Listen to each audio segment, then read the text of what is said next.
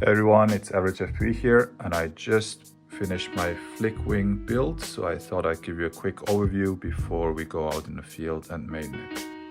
I did order the black version. There's a white version as well, which is a little bit lighter. Not sure which one is more crash resistant, but I just like the look of the black one better, so I ordered this one as a kit. So the Flik Wing is a very small wing that is sub 250, and it's a 50 centimeter wingspan. So for example, if you compare it to a Chupito, you can really see the size difference, and even more so if you compare it to something like a Dart XL Extreme, you can see how small it is.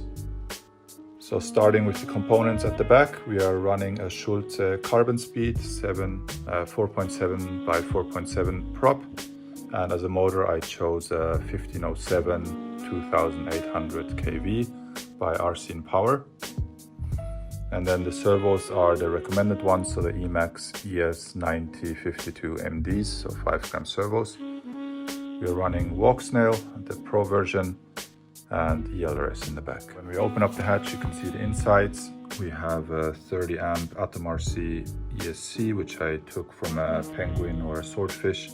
It has a 5 volt 3 amp back inside that powers the servos. And then we have a TBS M10 GPS. We have a ELRS receiver here. And then as flight controller, I took the Matek 405 Mini TE because it's very light and small. We have the VTX, which was decased from a previous build. So I added a heatsink at one of the chips that gets hot in the bottom. And on the top, you see the heatsink with a little bit of airflow to hopefully keep things cool. Small True RC antenna. And then we have the Pro Cam in the front. And then obviously we have the LEDs, which I will show you in a second. The LEDs are the high density COBLED from TBS, the 12 volt version. So this is red, but I obviously used orange.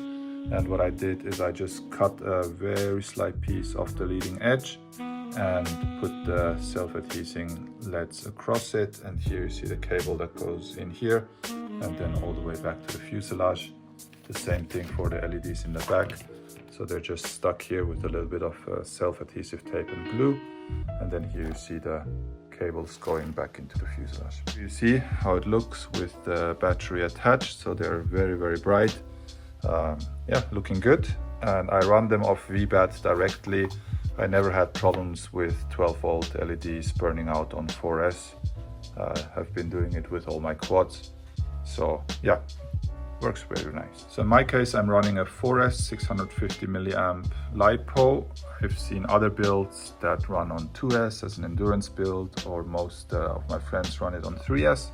However, I have a bunch of those lying around, so I thought why not go 4S.